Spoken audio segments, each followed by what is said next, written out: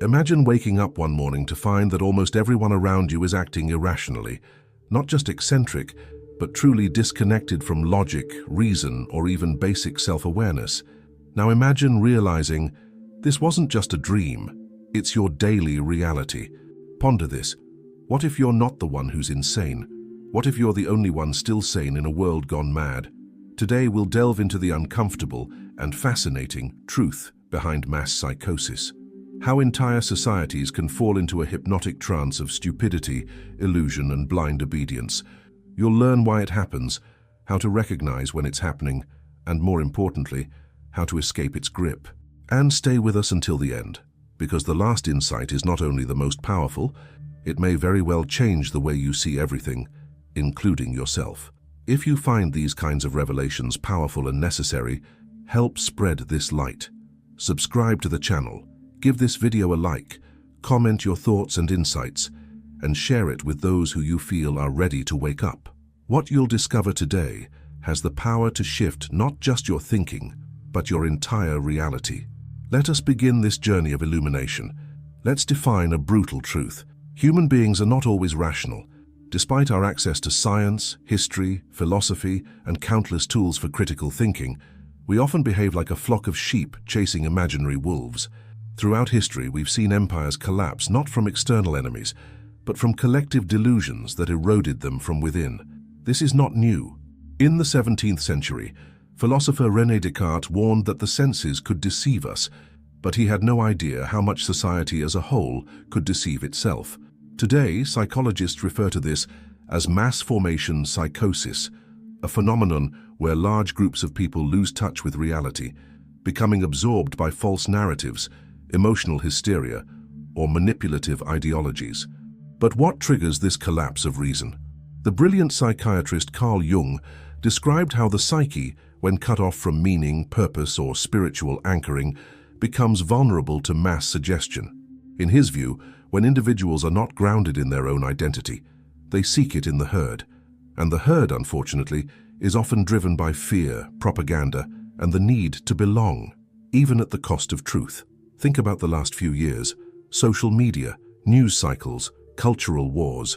We've witnessed people repeating slogans they don't understand, supporting movements they've never researched, and attacking others simply for questioning the mainstream.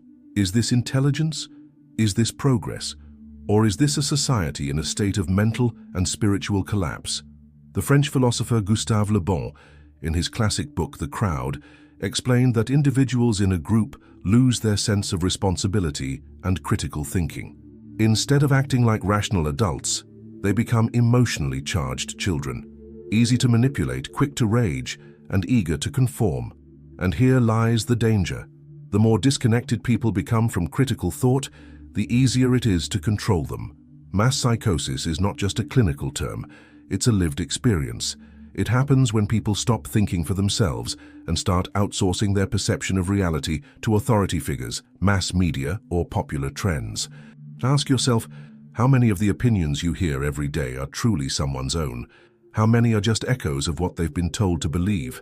This phenomenon intensifies when fear is introduced. Fear is the fuel of collective madness, and those in power, knowingly or not, have often used it to drive the herd in whatever direction suits them. From religious crusades to political regimes, from economic panics to health scares, mass hysteria has repeatedly been manufactured and weaponized throughout history. But the most insidious part of all this? When you're surrounded by people who've surrendered to mass psychosis, they don't think they're crazy. They think you are. This reversal is chilling. Suddenly, questioning becomes dangerous. Curiosity becomes heresy. Silence becomes safer than truth. And in this climate, true intelligence and true sanity becomes isolated. So what can we do? The first step is awareness. As Jung wrote, "Until you make the unconscious conscious, it will direct your life and you will call it fate." In other words, if we don't recognize the forces acting on our minds, we will never escape them. Mass psychosis feeds on passivity, on silence, on blind conformity. It thrives when people stop asking why. Have you noticed how difficult it is to have deep, rational conversations in today's world? Why do some people mock questions rather than answer them? Why is dissent so often labeled as hate? Why do those who speak inconvenient truths face more resistance than those who peddle comforting lies? Could it be that we are not dealing with ignorance, but with a willful escape from reality? This escape is seductive. It promises belonging, safety, and identity. But at what cost? As we move forward, we'll uncover the psychological mechanisms behind this mass delusion and how certain thinkers predicted this descent decades ago. We'll also explore how you can protect your own mind from being absorbed by this collective hypnosis. But most importantly, we'll expose the final key, the powerful tool that very few dare to use, the one that frees you completely, and that's coming later in this video. So until then, reflect on this. Are your thoughts really your own, or are they the thoughts of the crowd echoing inside your head? Take a moment to sit with that question. Let's go deeper. Think back to a time when you disagreed with the majority, not out of stubbornness, but because something inside you whispered, "This doesn't feel right." Perhaps it was during a debate, or while watching the news, or maybe in a classroom when everyone applauded a concept you couldn't accept. You stayed quiet. Or maybe you spoke up and paid the price. This moment, though subtle, was a fracture, a glimpse into the mechanism that governs social conformity and silences inner truth. The human brain is not only designed for survival, but for belonging. Our ancestors needed the tribe. Exclusion meant death. That primal programming still exists in us today. But now, instead of fearing lions in the savannah, we fear being the odd one out. We fear ridicule, isolation, judgment. And mass psychosis takes full advantage of this primal fear. Psychologist Solomon Asch conducted a famous experiment in the 1950s. He showed participants a series of lines and asked them to identify which ones matched in length. The correct answer was obvious. But when actors in the room purposely gave the wrong answer, the real participants, under pressure, also gave the wrong answer, just to conform. The need to fit in overpowered the evidence of their own eyes. Let that sink in. This is how mass psychosis begins, not with monsters and dictators, but with ordinary people afraid to stand alone. Now amplify that across millions of individuals. Multiply that fear by the reach of social media, the power of manipulated news, and the speed of modern communication. You now have a psychological virus, an epidemic of obedience, infecting minds at scale. But there's more. When people abandon their own thinking, they don't just become neutral, they often become aggressive. The German philosopher Friedrich Nietzsche warned us, madness is rare in individuals, but in groups, parties, nations, and ages, it is the rule. A society that suppresses truth doesn't become peaceful. It becomes hostile to truth-tellers. This is why you'll notice a strange phenomenon. When someone calmly presents evidence, logic, or reason, the crowd reacts with rage, mockery, or censorship. Not because the information is wrong, but because it threatens the false safety of their illusion. It's not stupidity in the intellectual sense. Many people caught in mass delusion have degrees, titles, status, but intelligence without awareness is like a ship without a compass. You can be brilliant and still deeply lost. And here we reach the painful irony. We are surrounded not just by ignorance, but by educated confusion. Information is everywhere, but wisdom is scarce. People have facts, but lack clarity. They know what to think, but not how to think. They mistake consensus for truth and compliance for virtue. This is not entirely their fault. Modern society is designed to distract. Schools teach memorization, not critical thinking. Media sells emotion, not accuracy. Social media rewards outrage, not wisdom. We are trained to react, not to reflect. So what's the antidote? It begins with reclaiming your mind. You must build an inner firewall. One that filters the noise, questions assumptions, and protects your inner clarity from being hijacked by the collective. Begin by asking yourself uncomfortable questions. Why do I believe what I believe? Who benefits from me believing this? What if I'm wrong? Or what if everyone else is? And here's another. When was the last time I changed my mind because of new evidence, not social pressure? That question alone can shatter illusions. Carl Jung believed that one of the most dangerous things in life is to follow the crowd while believing you are thinking for yourself. He urged us to confront the shadow, the unconscious parts of ourselves we deny. And in today's world, the collective shadow is growing darker. Projection, blame, hysteria, all signs of a society in psychological distress. But the key is this: you are not powerless. You are not doomed to drown in this sea of madness. In fact, your awareness is the very lifeboat others are seeking, even if they don't know it yet. As you awaken from the mass illusion, you'll notice things others miss. The subtle manipulation in headlines, the emotionally loaded language designed to provoke, not inform, the normalization of double standards, the silence around inconvenient truths, and you'll also notice something else, the deep loneliness that comes with seeing clearly in a blind world. This loneliness is not a curse. It's a rite of passage. Every awakened thinker has walked this path, from Socrates to Galileo, from Jung to Orwell. Those who see beyond the illusion often walk alone. But here's the secret. They are never truly alone, because in every era there are others, quiet, questioning, watching, waiting for the moment to speak, to resist, to rebuild. That moment is now, because the cost of staying silent is growing. The longer mass psychosis is allowed to spread, the more reality is distorted, and the harder it becomes to reclaim sanity. Children grow up without critical thinking.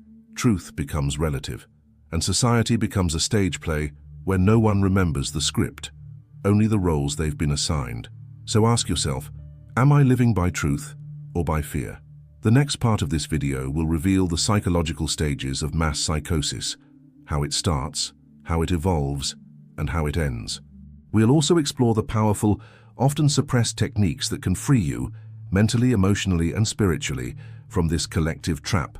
Stay with us, because the final key, the one coming soon, is not just an idea, it's a revolution. To understand mass psychosis, we must first understand the individual psyche, because a society is nothing more than a collection of minds reacting to fear, desire, and meaning. When a culture begins to unravel, when people lose trust in leaders, institutions, or even in each other, they become vulnerable. Anxiety rises, certainty fades. The old stories no longer make sense, and nothing has come to replace them. This is the fertile ground in which mass psychosis begins to grow. It starts with disorientation, a vague sense that something is wrong, but no clarity about what it is. The world feels chaotic. People feel helpless. In this fog, the mind begins to crave order, even if it comes at the cost of truth. The next stage is simplification. A narrative appears, often from the media, the state, or charismatic influences. It offers a clear villain, a clear solution, and a strong emotional charge. It tells you who to blame, what to fear, and what to do. Complexity is erased. Nuance disappears. Everything becomes black or white, good or evil, us versus them. At this point, many people surrender their critical thinking, not out of stupidity but out of exhaustion. To question everything is tiring. To follow the herd feels safe. Then comes the stage of conformity. The new belief system spreads, not because everyone believes it, but because everyone thinks everyone else believes it. And so, out of fear, they stay silent, and silence becomes complicity. This is what psychologists call pluralistic ignorance. The majority may secretly disagree with the dominant narrative, but since no one dares speak up, it appears as if everyone agrees. Dissent disappears, not because it's gone, but because it's hidden. The fourth stage is aggression. Once the new reality is accepted, those who still resist it are seen as threats. The crowd begins to enforce the new norms, not just socially, but emotionally and physically. Censorship increases. Debate dies. The questioner becomes the enemy. This is why every totalitarian regime in history, no matter how irrational, had millions of supporters who believed they were fighting for truth and justice. The people weren't evil. They were trapped in a system that rewarded obedience and punished thought. But here's where it gets interesting. Mass psychosis doesn't last forever. Eventually, the weight of reality breaks through. Lies collapse under their own contradictions. People begin to feel the tension between what they are told and what they experience. The illusion cracks. That's when the fifth and final stage begins, awakening. At first, it's subtle. A quiet voice inside begins to ask, is this really true? And as more people begin to question, the collective spell starts to break. This awakening can be slow or sudden, and it is often painful. Why painful? Because waking up means realizing that much of what you believed, trusted, or even defended was false. It means seeing how you were manipulated. It means admitting how easily the mind can be hijacked. This cognitive dissonance, the gap between illusion and truth, can shake people to their core. And yet, it is only through this shaking that clarity is born. The Austrian psychoanalyst Viktor Frankl, who survived the Nazi concentration camps, wrote in his book, Man's Search for Meaning, that those who survived were not necessarily the strongest, but those who maintained a sense of inner purpose. They had meaning, something real within that the external madness could not destroy. And that's the key to escaping mass psychosis. You must anchor your mind to something deeper than public opinion. That might be a personal philosophy, a spiritual discipline, a dedication to truth even when it hurts. It must be something so rooted in your core that no slogan, trend, or narrative can override it. But this requires courage, because to see clearly in a world gone blind is not a comfortable experience. It is at times heartbreaking. You may lose friends, you may be ridiculed, you may feel alone. But ask yourself, would you rather be comforted by lies or awakened by truth? There's a reason many ancient traditions spoke of illumination or enlightenment, not as blissful, but as disruptive. The light doesn't always feel good, especially when it reveals the shadows you didn't want to see.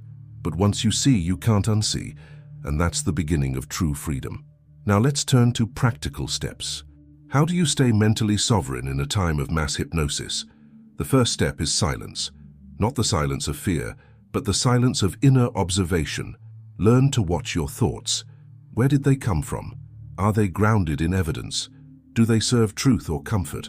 This practice, rooted in Stoicism and Buddhism alike, is the gateway to psychological autonomy. Second, reduce emotional reactivity. Mass psychosis thrives on triggered minds. The more reactive you are, the easier you are to manipulate. Begin to question your immediate reactions. Why did that comment anger me? Why did that post make me afraid? Emotional discipline is not suppression, it's sovereignty. Third, reconnect with meaning. Whether through philosophy, spirituality, art, or nature, find what transcends the chaos. As Nietzsche said, he who has a why to live can bear almost any how. Meaning is the antidote to manipulation. Fourth, build community, not of echo chambers, but of thinkers. People who value truth more than comfort. People who are willing to listen, to question, and to grow. One awakened mind is powerful, but many awakened minds, connected by truth, can change the course of history. Finally, prepare yourself for the last revelation, the one we promised in the beginning. Because the greatest escape from mass psychosis does not lie in resisting the crowd, but in transcending the need for a crowd altogether. And that we will explore in the final part. There is a moment in every seeker's life when the noise of the world fades and a new silence arises. It is not the silence of ignorance or avoidance, but the silence of realization, a clarity so piercing that, for a brief moment, everything makes sense. You see through the illusion. You recognize the madness. And most importantly, you recognize yourself. This is the final escape from mass psychosis, to transcend the need for approval, applause, and belonging. Because the deepest root of mass delusion is not fear of truth. It is fear of being alone with truth. When people fear isolation more than they fear falsehood, they choose lies. But when you learn to stand in your own presence, when your sense of self is no longer tied to the shifting winds of social consensus, you become free. True freedom is not rebellion. It's not simply rejecting the herd. It is the profound capacity to walk alone in clarity, without hatred, without despair, simply because truth has become your home. This is what mystics, sages, and philosophers across the ages have pointed toward. Not escape from the world, but awakening within it. Søren Kierkegaard, the Danish philosopher, wrote, "The crowd is untruth." He wasn't advocating isolation. He was showing that truth begins in the individual, in the soul that dares to know itself without mirrors. When your identity depends on reflection, you are at the mercy of distortion. But when it is rooted in direct awareness, it becomes immovable. And this is what terrifies those who dwell in mass psychosis. You cannot control a person who no longer fears rejection. You cannot silence a mind that has found its voice. Let's go deeper. Every system of mass control, whether political, ideological, or psychological, operates on one simple principle: divide the self. Disconnect the person from their inner compass. Once they doubt themselves, they become susceptible to outside direction. But here's the secret. Your inner compass was never broken. It was buried under shame, guilt, fear, ridicule, noise, and yet it remains. It always has. To escape mass psychosis, then, is not to become something new. It is to remember what you are. This is why awakening is so painful. It is not a discovery. It is a recovery, a return. And return often requires grieving for the years lost in illusion, the connections built on falsehood, the truths we denied to survive. But grief is not the end. It is the doorway to strength. Because once you remember, truly remember, who you are beneath the programming, beneath the persona, a profound shift happens. You stop reacting. You start observing. You stop chasing approval. You start seeking alignment. You stop fearing others' madness. You start mastering your own mind. And from this space you begin to radiate a new kind of energy, one that cannot be explained by credentials, social status, or charisma. It is the energy of coherence, of integrity, of truth embodied. Others will feel it. Some will be drawn to it. Others will be threatened by it, but it doesn't matter. Because your peace no longer depends on their perception, this is the ultimate escape, not fleeing from the world, but no longer needing it to validate you. And it is from this place, not from rage, not from resistance, but from clarity, that real transformation begins. You become the antidote to mass psychosis, not by preaching, not by arguing, but by living as proof that another way is possible. When others see that you are not afraid to question, not afraid to be wrong, not afraid to stand apart, they begin to remember something in themselves, something ancient, something sacred. This is how awakening spreads, not by force but by resonance. And this is what mass psychosis fears most, the awakened individual. Because one individual, truly awake, deeply rooted, immune to fear, has more power than 10,000 confused minds. So if you've come this far, you are not like the rest. You are part of a quiet rebellion, a rebellion of clarity, compassion, and consciousness. A rebellion that cannot be televised, cannot be weaponized, and cannot be controlled. It begins with questions, it deepens with truth, and it ends not with conquest but with liberation. The liberation of your mind, the liberation of your soul, the liberation of your life. So now ask yourself, what kind of world do you want to live in? One ruled by noise, hysteria, and blind obedience, or one where individuals are awake, courageous, and sovereign? It starts with you. Speak your truth, even if your voice shakes. Stand your ground, even if you stand alone. Because the world doesn't need more clever followers. It needs conscious leaders. And you, if you choose, can be one of them. This is the way out, not through panic, but through presence, not through rage, but through remembrance, and not through escape, but through evolution. Let the madness of the world rage on if it must. You have found something deeper. You have found yourself, and in doing so, you have already begun the revolution. Thanks for looking.